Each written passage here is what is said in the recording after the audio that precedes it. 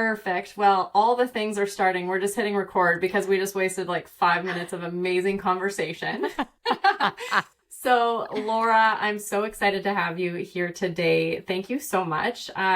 We met, connected through a mastermind that we're both a part of. So we were just chatting about that a little bit on the side. But you are so many things, more than just the yummy mommy. But let's lean into this one for a moment. I love to start here. Who were you before the yummy mommy? Ooh. And can you take us back to the woman who was maybe still stuck in that food jail? Yeah. Oh God, totally. So I was like the girl who went to college and gained the freshman 15 and then gained and lost 15 or 20 or 30 pounds 20 more times over the course of the next almost 20 years. So I was like just this serial yo-yoer. I was like the girl that was always on a diet and then throwing in the towel and then crying to her husband because why is her best friend skinny and get to eat croissants, and vowing that I'll never eat another carb, and then eating all of the dark chocolate and waking up and feeling guilty and not being able to wear anything in my closet, canceling plans because I didn't have anything to wear. And I was dreading the happy hour with the girls anyways because I couldn't trust myself around food.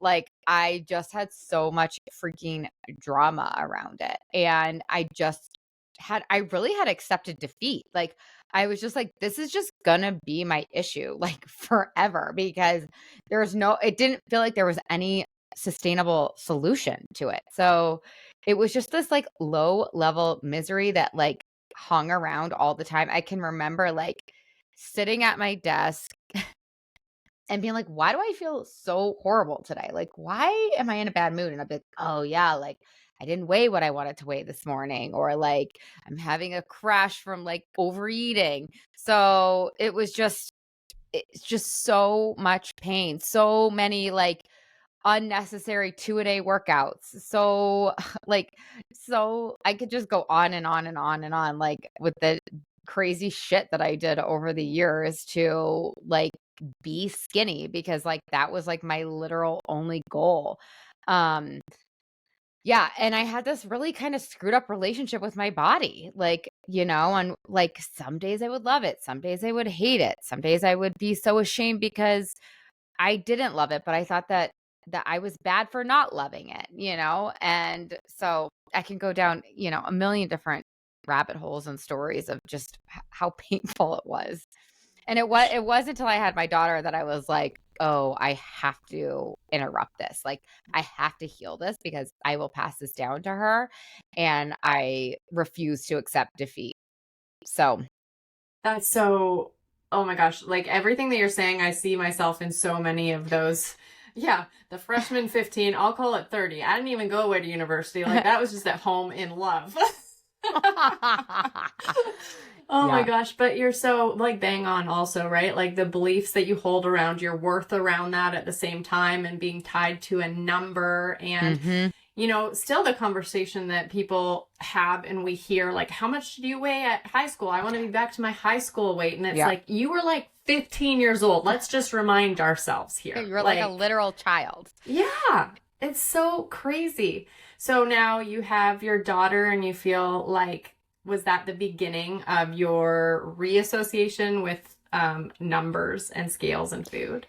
Yeah, it was. I had a big wake up call moment when she was 6 weeks old because we had been in the hospital with her for like a month. And it was like, we had just gotten home. I just got like my first like real shower, and I'm getting out of the shower. Meanwhile, we were like fighting for her life. I know that sounds dramatic, but like it was like horrible.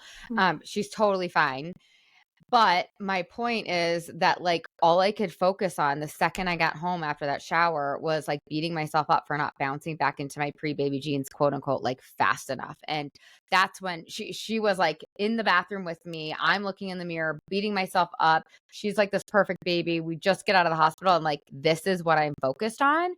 And so I just had this like moment where I was like, I have to heal this because I'm going to pass this down to her. And this is so stupid. Like, I'm just so over it. So I really like vowed in that moment to heal my relationship with food and this love-hate relationship I had with my body. And like, I'll be frank with you, I also did want to lose the baby weight. Like, I wanted to lose the baby weight, but I was in this place of like, I couldn't tolerate, I could not tolerate doing it the old way, because the only way that I knew how to lose weight at that point was by starving myself, essentially, like doing these 800 calorie a day, like stupid challenges, or doing this keto or this Whole30 or something unsustainable. And I was just like, I can't do it. I can't bring myself to do it anymore. And so I went down rabbit hole after rabbit hole after rabbit hole to heal my relationship with my body and food, and to weigh what I wanted to weigh from a healthy, sustainable place. And I actually did it, which I actually still can't believe, like, that I'm sitting here saying that, like, it feels still like such a miracle that I like love my body most of the time, right? And that I don't have like pounds and pounds of like mental food chatter weighing me down, like, and that it miraculous to me that I don't like measure my good enoughness against the scale, and like how many workouts I got in, or what. Like, I swear to God, I left corporate to be a yoga teacher so I could just work out all the time. You know, how screwed up is that? So anyways, I really did solve it. And I did use a lot of, at the time I was already a coach. And so I use a lot of what I use in my coaching practice, a lot of like Western psychology, a lot of, and like I said, I was a yoga teacher and mindfulness teacher at the time. So using a lot of Eastern philosophy. And then also, after going down all these rabbit holes about hunger hormone health and blood sugar health, I kind of like put it all together and made what is now the Yummy Mummy method, which is, there's a story there too. But I started testing it out on my friends after I had done it. And it's a practice too, right? Like, you know, this is a lifelong practice. But I was like, oh, I gotta like see if this like works for everybody. And then I tested out on my friends, and my friends were like, you gotta bring this to the masses. Like, you should like let go of your regular coaching clients and do this. And I had a moment that was kind of like another wake up call, where I was at the pool with my daughter, who was like 1 at the time. And I'm in the pool with her, like in my bathing suit, feeling totally confident, comfortable in my skin. Again, another miracle. And I'm like looking around, and there's so many moms like handcuffed to the chaise lounges in their cover ups. Like, and I'm just like, oh my God, we have to like free the moms. Like, we have to help the moms get off the chaise lounges. Now, maybe they do not want to play with their kids in the pool. That's like one thing, but I don't want us to be trapped any longer, because it's blocking us from so much. Like, our whole lives really are on the line because we block ourselves from living out our dreams because we don't feel confident in our bodies. Anyway, and subconsciously implementing that into our kids that see us not doing that. And I literally just did a post on this too, like, screw that, enough like t-shirts over my bathing suit, enough, you know, like, I think it is like, obviously you're going to dive into your method, but also like so much of it is that mental block of us needing to know how worthy we are. Yes, 100%. Yeah. Yeah. Oh, so anyways, yeah, we have to free the moms, because like we're in our bodies 24/7. And to your point about these kids, it's like, I knew that like I could probably say all the like quote unquote right things to my daughter, but I knew she would catch me in the subtleties. Like, I knew if I didn't heal it, she would like catch me looking at myself with a disapproving glance in the mirror, or she would catch me like trying on 17 different outfits before I went out, or she'd catch me like turning away from my husband when he's very affectionate, like when he would like go to grab me in the kitchen or whatever. Do you know what I mean? Like, I knew she was going to inherit it with the subtle cues, because they're so intuitive and they're so smart. They pick up on all the things. Absolutely. Oh my gosh. I was just talking to Nicole Shaka the other day about this, and just how like we're all energy, and it is even in those awkward moments or those uncomfortable, you know, in our skin feelings and whatnot, that is picked up. Like, our kids can see and feel that from such a young age, right? And so, yeah, free the moms, seriously. So there are so many weight loss programs out there, and you said every diet under the sun, and, you know, the yo-yoing and all that. What was the moment that you realized you needed to create something that was completely different to, you said like 6 weeks out of the hospital. When did you decide like, this is what I'm doing for me? Yeah. So in that moment, right in that moment, I'm like, I'm going to do the whole thing. And it's going to be test and retest, and I'm not going to be in a rush, and I'm not going to do some crazy crash diet. I was also breastfeeding too. So I was, like, you have to eat food in order to produce milk. So I was like, and you have to eat food in order to lose weight too, right? Sustainably. I mean, I lost weight so many times by not eating food, which was so painful and stupid, but also like not my fault, right? Like the cultural conditioning that we get, like, that's what we're taught. We're taught, like, if you want to lose weight, like, it's got to be calorie deficit, track your macros. And it wasn't sustainable for me. So like really what unlocked it for me was blood sugar balance and hunger hormone balance. But that also combined with mindset, because it's like at the time I felt like I knew all of the things, but I couldn't get myself to follow through. And so that's where like the mindset piece and the neuroplasticity piece like unlocked a lot. And then another piece for me too was emotional eating. Like I never identified as an emotional eater. I was like, well, I don't like eat an entire carton of ice cream followed by like a bag of Cheetos, so I must not be an emotional eater. Yeah. Turns out like I was totally an emotional eater. And I actually think eating for emotional reasons is like such a beautiful invitation, because it's like shows you how you may or may not be taking care of yourself. And it gives you like kind of a portal into a new way to take care of yourself. So like for me, I was definitely overeating, like, because I would eat when I was bored, or I would eat when I like wanted comfort or pleasure, or like the party's not that fun, or like I need a reward, or it's the weekend or whatever. And what I learned is like, oh, the goldfish or the ice cream actually isn't going to solve this in the long run. So it's like, what am I actually looking for in the pantry? And how can I give myself that thing without having a huge hangover from it, without having regret? Like, how can I actually comfort myself or actually reward myself? So I actually love emotional eating because it gives us such an opportunity to like really take care of ourselves. So that was another thing that was huge for me. I love that. I love that perspective of it also. Like, it's not just a negative and it's not just a bad thing. And no. And even as you said earlier, like, yeah, I wanted to lose the baby weight, and that's not a bad thing either. You want to also feel comfortable in your skin. And I feel like there's parts of us now living in this culture where like you feel bad for saying you want to lose weight. Oh my God. People like won't have me on their podcast because they're like, well, that's like too taboo. Right. And it's like, whatever. It's like, I just want to give women the permission slip to do what they want, when they want, how they want. And hallelujah. Yeah. I felt so much shame for wanting to lose weight because I thought it meant that I didn't love my body. And turns out like you can love your body and want to change it. Like, and it actually might mean that you do love your body because you want to change it. Like the ironic thing for me is, what I was doing was escaping myself, abandoning myself, avoiding my emotions, the need to have comfort or pleasure or whatever in other ways. And so I was using food to escape or avoid. And that's why I had extra fat on my body that I didn't want. And so it ended up being like this beautiful gift. And I do think we've swung from one end of the spectrum to the other, like this 90s Kate Moss heroin chic, all the way over here to like body positivity and intuitive eating, which I teach body positivity. I teach intuitive eating essentially in my own way. But my point here is that we swung so far that now we've made it bad and wrong to want to lose weight, even if that is the right thing for us. Exactly. So, and for us, like keyword, right? Like bringing that back to the person that wants to own it for themselves without judgment. Exactly. There's no right or wrong. Like exactly what you're saying with emotional eating. Emotional eating is not bad or wrong. It's just like, does it serve you? And that's like the filter that I think is appropriate. Like, what do I want?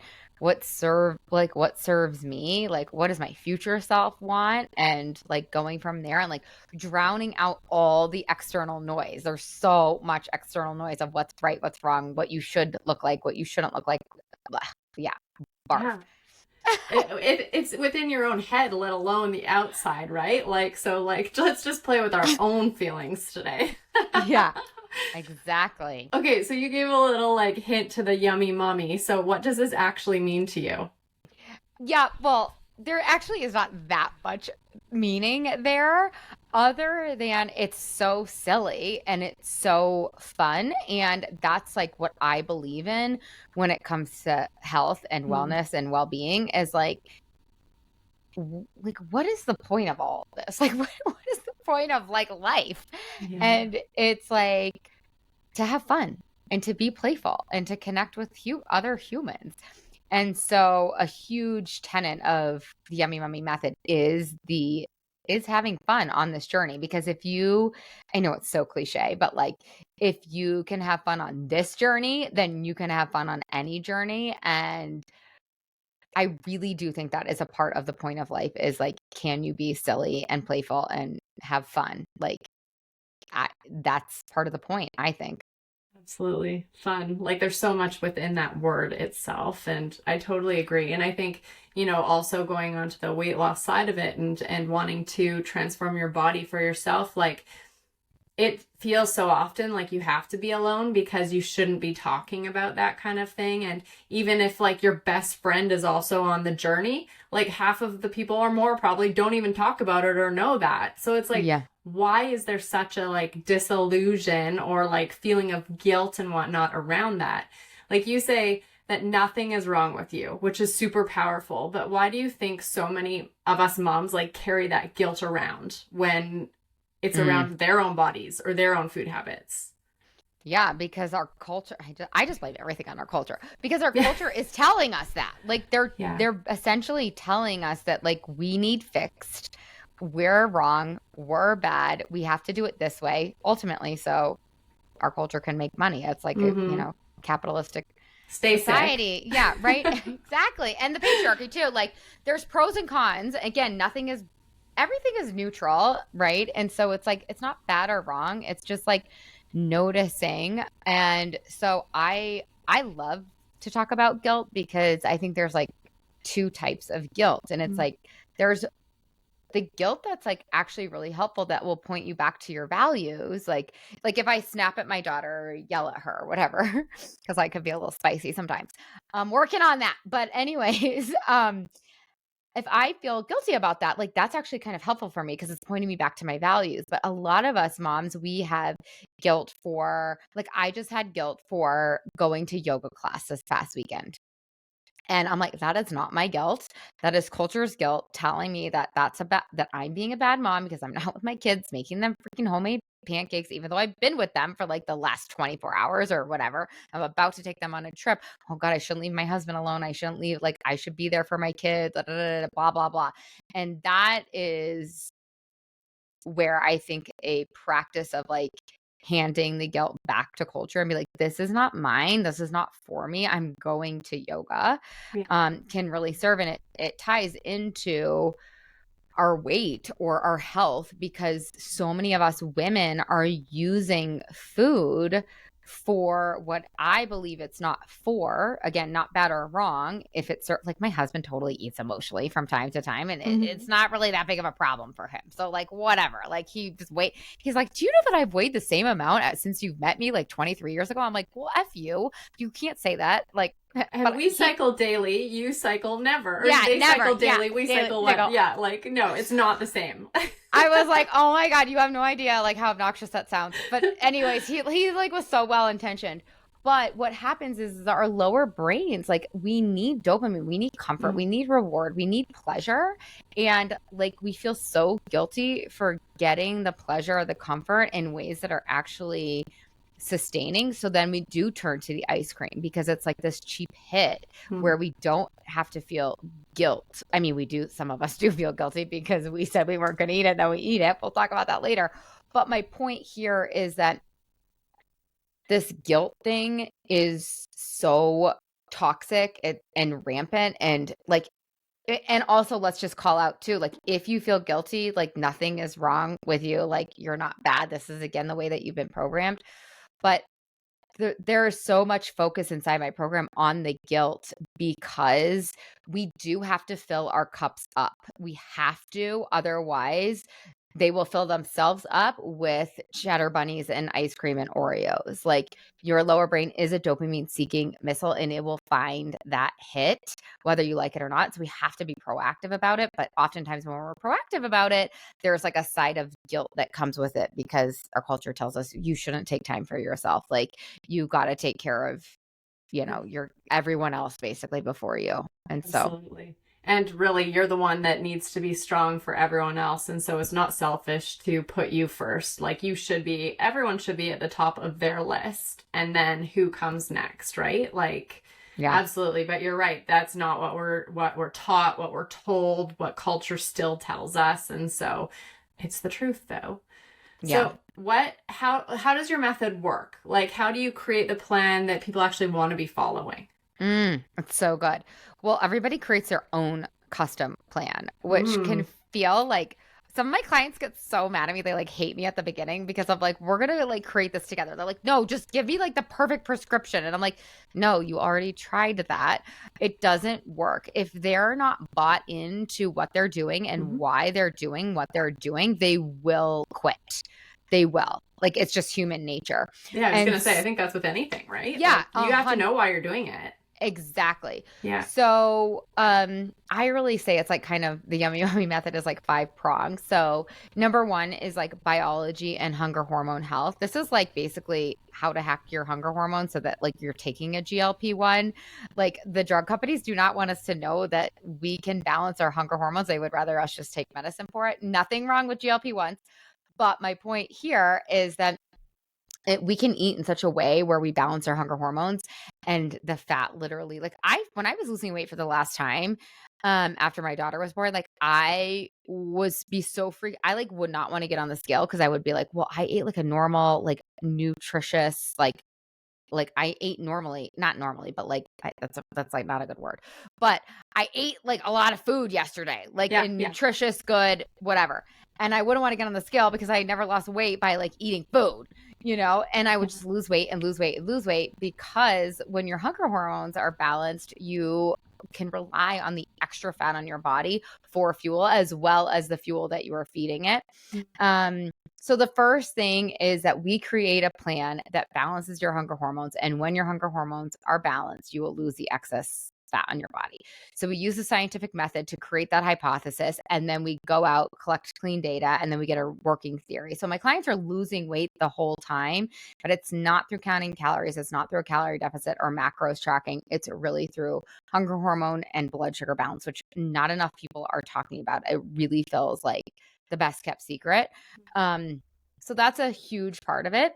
Another huge part, like we said it before, is like mindset. A lot of my clients have this diet brain that's loud, and this is just straight up habit change research. It's like, your brain, if you don't weigh what you want, like if you're listening to this episode and you don't weigh what you want to weigh, your brain is probably 99.9% chance your brain is performing habits that aren't serving you. Your brain is performing habits kind of on like autopilot mode, and it's giving you results, consequences that you don't love.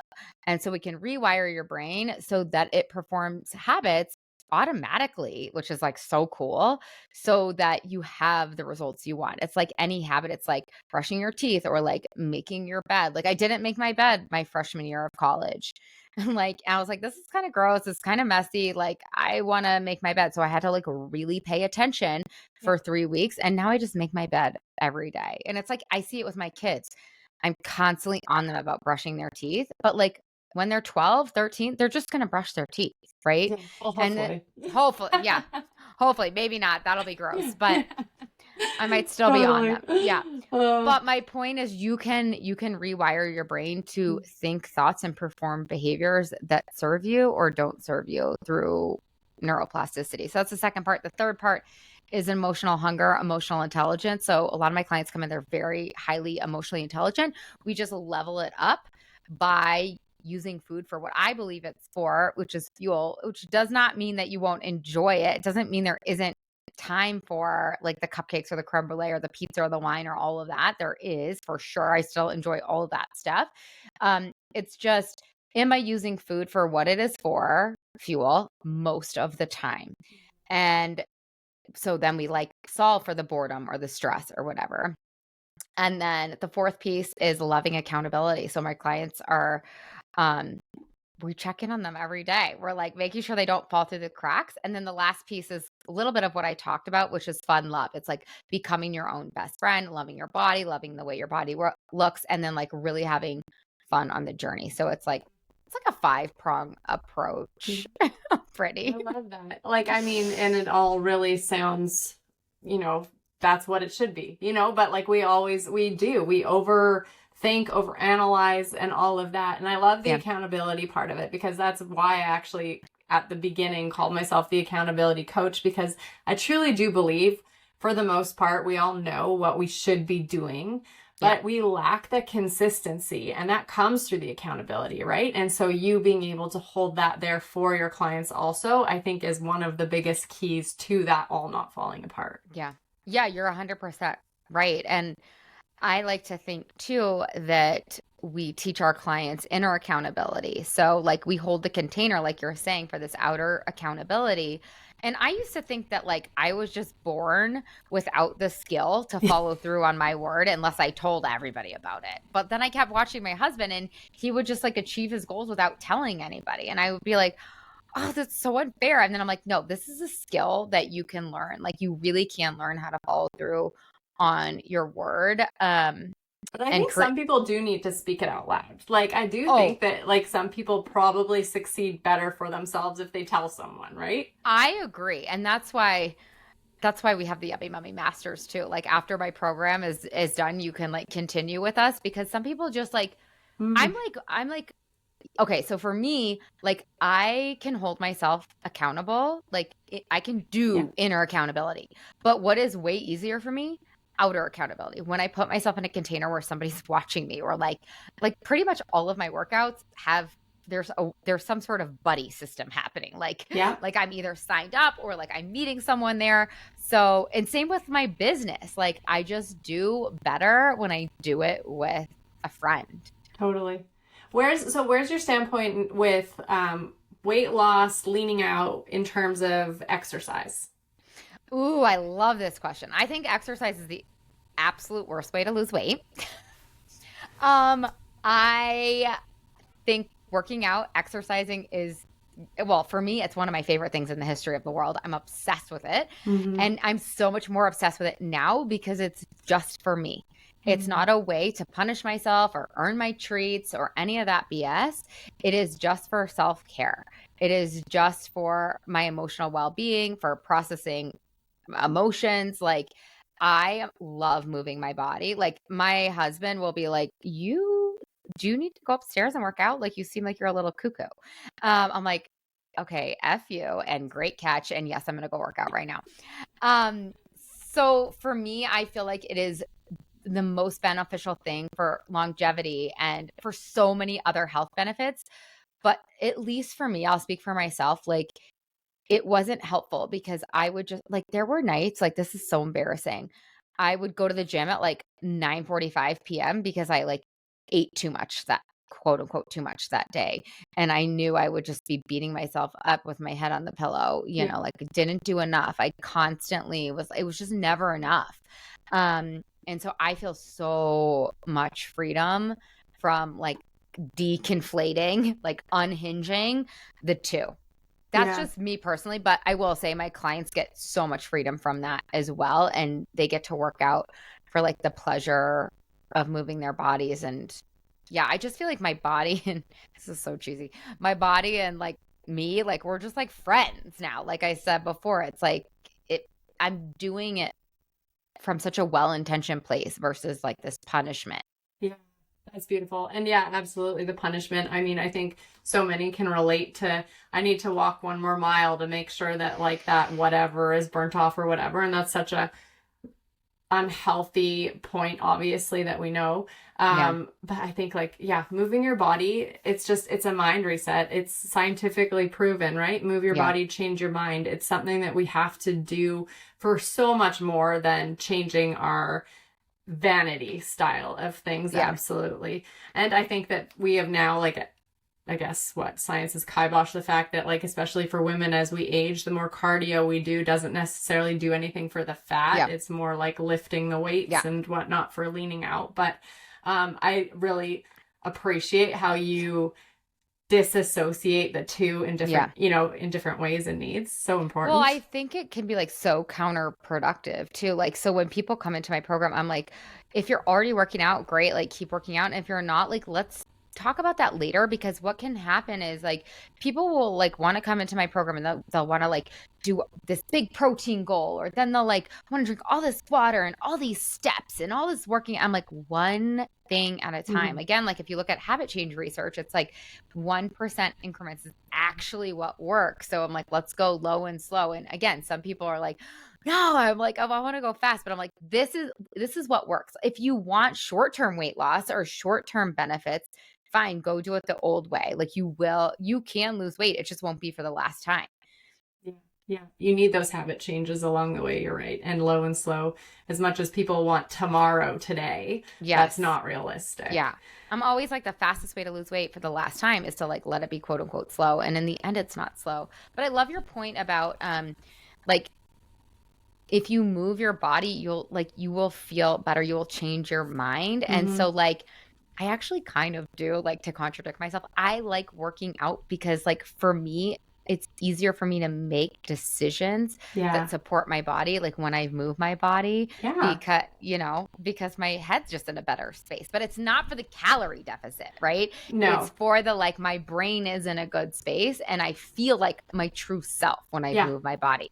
Absolutely. And I think that once you start to get to that point where you do that so often and you have done it for like, then as you said, your husband recognizes when you need to go do that. Like my whole household knows, like if I have not had my workout today, I'm like, I do it for more than, that calorie deficit. I think I did it for years for that exact reason. It did nothing for me over the long term, right? Like burnout, all the things. But now it's like, it's a part of me. And also knowing that if it's not for that reason, you can be like, well, I feel like a run today. Or no, I just feel like walking. Like this is not my day to run. Like you can listen to yourself. Exactly. And that's where like the whole becoming your own bestie or BFF thing comes into play. Like my body's just like, thank you. Like, thank you for like not overriding the fact that we need a walk today and not a run today, or we need yoga today and not like a heavy lift day or whatever. And it's like, it's just like the biggest exhale for my body. My body's just like so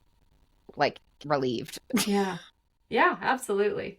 So if someone's listening and thinking like, but I've tried everything and I'm the exception, what do you say to her? Oh my God. Yes. Okay. Well, that's me and all my clients. Like I literally was like, okay, like I'm actually a special unicorn. Like there is actually something wrong with me that the doctors just can't pick up on.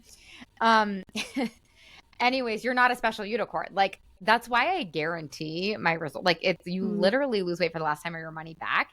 I guarantee it because I want your audience, whatever, the moms, the people out there to be able to take this leap of faith and to borrow my belief in them that they're not a special unicorn and in this program, and that it really is new and different.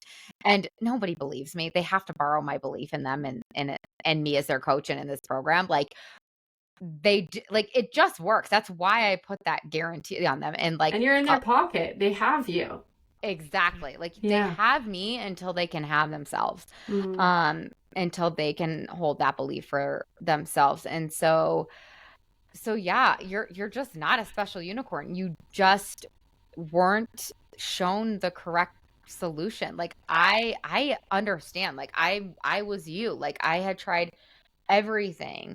And so I probably wouldn't believe me either. It kind of sounds too good to be true. Like really there's like an answer to this thing that I didn't think there was an answer to. And it's like, yeah, there is. It still blows my mind. Well, I think because we all like generationally probably grew up on Cabbage Soup, Dr. Bernstein, Jenny Craig, like Weight Watchers, all the things. And so suddenly you're like, that's not going to work for me. So why not try something new and have the promise this time? Yeah, exactly. Yeah. But I understand because we tried the Snack Wells, we tried the Atkins, and it all doesn't work. And so, yeah, it is scary to keep trying, but this will be the last try. So where can listeners learn more about Yummy Mummy and work with you and look if they're the right fit for this program? Yeah, you're so sweet, Brittany. I just love you. So you guys obviously like podcasts. So you can go listen to my podcast, which is called Lose Weight for the Last Time with Laura Conley. And that's a really fun podcast. We're like in the midst of doing a series with one of my clients. Like I always get like not annoyed, but like there's some influencers out there. They're like, watch me do this cut phase or watch me do this like slim down. I'm like, well, I weigh what I want. So like, how am I going to show the people? I'm like, oh, I'll take one of my clients through it. So it's been really fun to have this like kind of like case study, like behind the scenes look. So we're doing that right now on the podcast. It's a whole series called Drop 8 Diaries. So that's so fun. Cool. Yeah. And then you guys can go to my website. It's lauraconley.com. It's LauraConley.com. We can also give them a free gift. This is something that I wanted really badly. Like I would have wanted really badly when I was struggling. Yeah. And it's just like a taste, no pun intended, of the Yummy Mummy. And it's just your perfect weight loss plan. So it gives you a little taste of how to create a custom plan. And that's plan.lauraconley.com. Amazing. Yeah. I'll tag everything in the show notes also, but thank you. That's so awesome. I think that people enjoy seeing what it's about a little bit too, right? Yeah. And like having this conversation where you're so amazing. You know what you're talking about and you're standing behind it. I think that all is just bonus extra is the freebie that you're offering. So thank you. Oh my God. Yeah. So you'll see, we usually charge $37, but if you go to that specific website, you'll get that for free. And then I'm on Instagram. So you guys could totally DM me on Instagram, or you can book a free call if you want. Like I'm like 145, like 40, I don't know, 100 something percent extroverted. So like, I love talking to the people. Like I really do. So message me or book a call. Be careful what you ask for.